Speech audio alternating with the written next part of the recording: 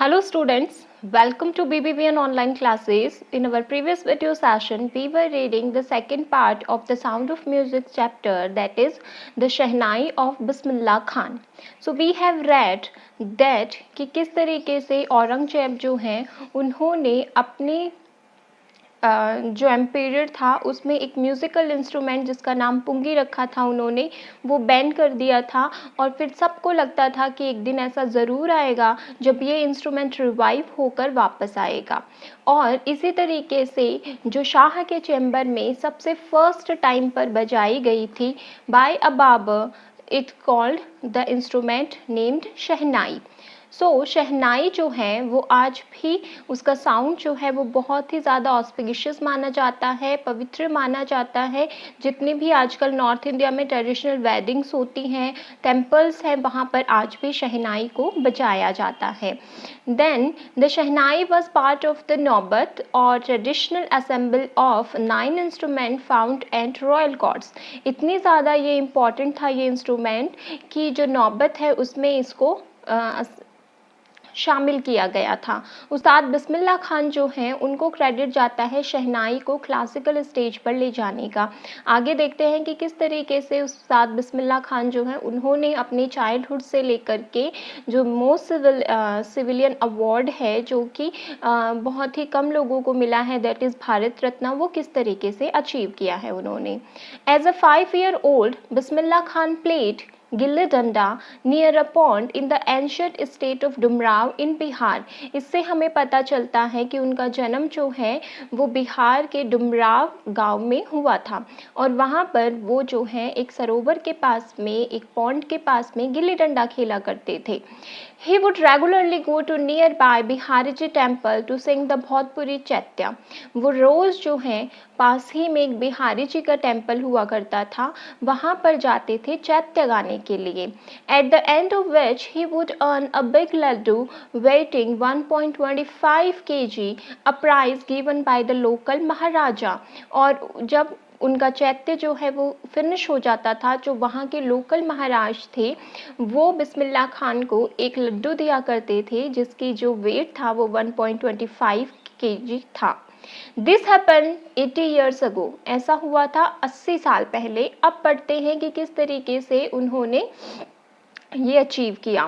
Born on 21 मार्च 1916, जन्म हुआ था उनका 21 मार्च 1916 को। Bismillah belongs to a well known family of musicians from Bihar. Bismillah belongs to, Bismillah Khan जो हैं वो बिलोंग करते थे या आते थे कहाँ से, well known family of musicians. जो म्यूजिशियंस थे, जो संगीतकार थे, गायक थे, जो इंस्ट्रूमेंट बजाने वाले लोग होते हैं उनके घराने को म्यूज़िक से जोड़ा जाता है, म्यूजिशियन फैमिली कहा जाता है वहाँ से, जो कि बिहार से बिलोंग करती थी। हिज ग्रैंडफादर, उनके ग्रैंडफादर रसूल बख्श खान, जिनका नाम रसूल बख्श खान था, was the shehnai Nawaz of the Bhojpur Kings court. वो जो हैं शहनाई नवाज के तौर पर भोजपुर के जो राजा थे उनके दरबार में थे। हिज फादर, उनके पिताजी, पैगंबर बख्श, जिनका नाम पैगंबर बख्श था, and other paternal ancestors. Paternal ancestors मतलब उनके जो फादर के जितने भी पूर्वज थे, were also great shehnai players. वो भी बहुत ही महान शहनाई के प्लेयर रहे, वादक रहे, बजाने वाले रहे। Then the young boy took to music early in life. ये जो छोटा सा बच्चा था इसने म्यूज़िक को बहुत ही जल्दी अपनी लाइफ में अडॉप्ट कर लिया था, ले लिया था। एट द एज ऑफ 3, जब वो 3 साल के थे, when his mother took him to his maternal uncle's house in Banaras, now in Varanasi। when his mother took him, जब उनकी माँ उनको लेकर गई, to his maternal uncle's house, यानी कि उसके मामा के घर पे, जो कि कहाँ पर था, इन बनारस, जिसको आज हम वाराणसी के नाम से जानते हैं। बिस्मिल्लाह was fascinated watching his uncle's practice the shehnai. fascinated मतलब एक्साइटेड हो जाना, खुशी के मारे।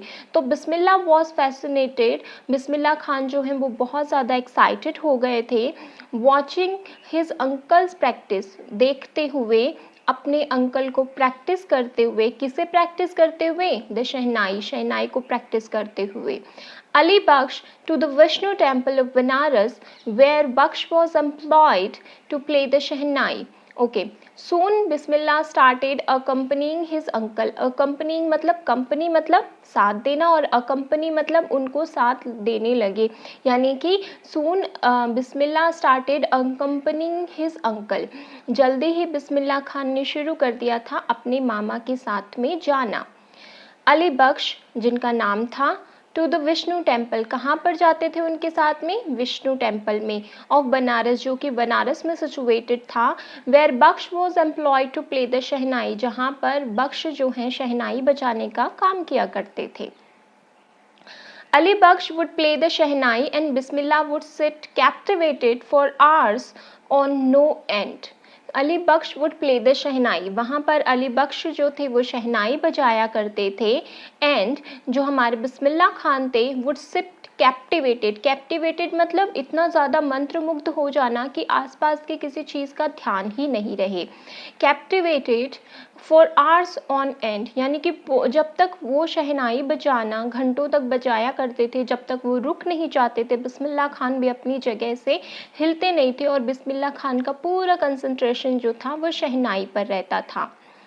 He started getting lessons in playing the instrument, उन्होंने जल्दी ही धीरे धीरे करके जो शहनाई है वो किस तरीके से बजाई जाती है उसमें लेसन्स लेने शुरू कर दिए।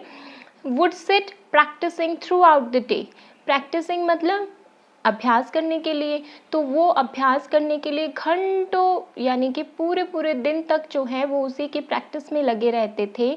For years to come, the temple of Balaji and Mangala Maiya and the banks of the Ganga became the young apprentice's favorite haunts where he could practice in solitude. Solitude का मतलब होता है अकेलापन, जहाँ पर आपको शांति रहे। ठीक है, प्रैक्टिस का मतलब अभ्यास करना, देन फेवरेट हॉर्न्स मतलब वो जगह जहाँ पर वो घूमा करते थे। So for years to come, आगे आने वाले कई सालों में the temple of Balaji and Mangala Maiya, दो जगह तो ये हो गई, then the banks of Ganga, Banaras Ganga के जो घाट रहे हैं वो, became the young apprentice's favorite haunts where he could practice in solitude. इस यंग शहनाई वादक के फेवरेट जो हैं जगह या प्लेसेस रहीं जहाँ पर ये अकेले में घंटों तक शहनाई की प्रैक्टिस किया करते थे। The flowing waters of the Ganga inspired him to improvise and invent ragas that were earlier considered to be beyond the range of the Shehnai. So the flowing waters of the Ganga, Ganga का बहता हुआ जो पानी है, inspired him, वो उन्हें प्रेरणा देता था to improvise, यानी कि उसमें सुधार करना, and invent मतलब नए जो राग हैं उनकी खोज करना, that were earlier जो कि पहले considered ऐसा माना जाता था to be the beyond of the range of शहनाई, कि ये शहनाई पर बजाए ही नहीं जा सकते। इट मीन्स क्लासिकल सिंगिंग में कुछ ऐसे राग होते थे जो ऐसा माना जाता था कि शहनाई पर उनको प्ले नहीं किया जा सकता था। रिहर्सल के थ्रू, प्रैक्टिस के थ्रू, हार्ड वर्क के थ्रू उन्होंने वो काम जो है वो शुरू किया। At the age of 14 Bismillah accompanied his uncle to the Allahabad music conference. जब वो 14 साल के हुए तो बिस्मिल्लाह खान जो हैं वो अपने अंकल के साथ में, जो उनके मामा जी थे जो उनको शहनाई सिखा रहे थे, उनके साथ में वो इलाहाबाद म्यूज़िक कॉन्फ्रेंस में गए। At the end of his recital, और जब उनका प्लेइंग जो छोटा सा था वो ख़त्म हुआ, Ustad Fayaz Khan patted the young boy's back and said, Ustad Bismillah Khan ने शाबाशी देते हुए उस यंग लड़के के बारे में, इट मीन्स बिस्मिल्लाह खान के बारे में कहा, work hard and you shall make it, मेहनत करो और तुम एक दिन ये कर लोगे। इट मीन्स शहनाई बजाने में एक अचीवमेंट तुम अच्छा कर सकते हो अगर तुम मेहनत करते हो। Then with the opening of the All India Radio in Lucknow in 1938 came Bismillah Khan's big break. तो बिस्मिल्लाह खान को सबसे बड़ा अपनी लाइफ का बड़ा ब्रेक कब मिला, जबकि ऑल इंडिया रेडियो की शुरुआत हुई थी लखनऊ में 1938 की बात है। He soon became an often heard shehnai player on radio. तो उन्हें रेडियो पर सुना जाने वाला एक इंस्ट्रूमेंट गायिका शहनाई प्लेयर के ऑफन सुना जाने वाला वो बन गए थे बिस्मिल्लाह खान। इट मीन्स उनके शोज़ जो थे, उनकी प्लेइंग जो थी वो रेडियो पर सुनी जाती थी लोगों के through. When India gained independence, और जब भारत को आज़ादी मिली 15 अगस्त 1947 की बात है ये, तब Bismillah Khan became the first Indian to greet the nation। Bismillah Khan वो पहले भारतीय बने जिन्होंने नेशन का, राष्ट्र का वेलकम किया था विद हिज शहनाई, अपनी शहनाई प्लेइंग के through. He poured his heart out into राग काफ़ी from the Red Fort। उन्होंने ऐसा मानो ऐसा लग रहा था कि अपना दिल ही उड़ेल दिया था। उन्होंने शहनाई पर राग काफ़ी बजाई थी और ये परफॉर्मेंस तो है वो रेड फोर्ट पर हुआ था। टू एन ऑडियंस, एक ऐसे ऑडियंस के सामने which included Mahatma Gandhi and Pandit Jawaharlal Nehru, जिसकी ऑडियंस में यानी कि जनता में, सुनने वालों में कौन कौन बैठे हुए थे, पंडित जवाहरलाल नेहरू और Mahatma Gandhi. Who later gave his famous tryst with destiny speech, और जवाहरलाल नेहरू जिन्होंने उसी रेड फोर्ट से आगे जो है ट्रायस्ट विद डेस्टिनी स्पीच जो है वो हमें दी थी। So this is it for today. Bismillah Khan की आगे की जो जर्नी है कि किस तरीके से वो फॉरेन में जो है फेमस हुए, उन्होंने अपने कहाँ कहाँ पर जो परफॉर्मेंसेस हैं वो दी, कौन कौन से अवार्ड्स गेन किए, किस तरीके से लोग इनको कंसिडर करते हैं, वो हम पढ़ेंगे अपने नेक्स्ट वीडियो सेशन में। Thank you.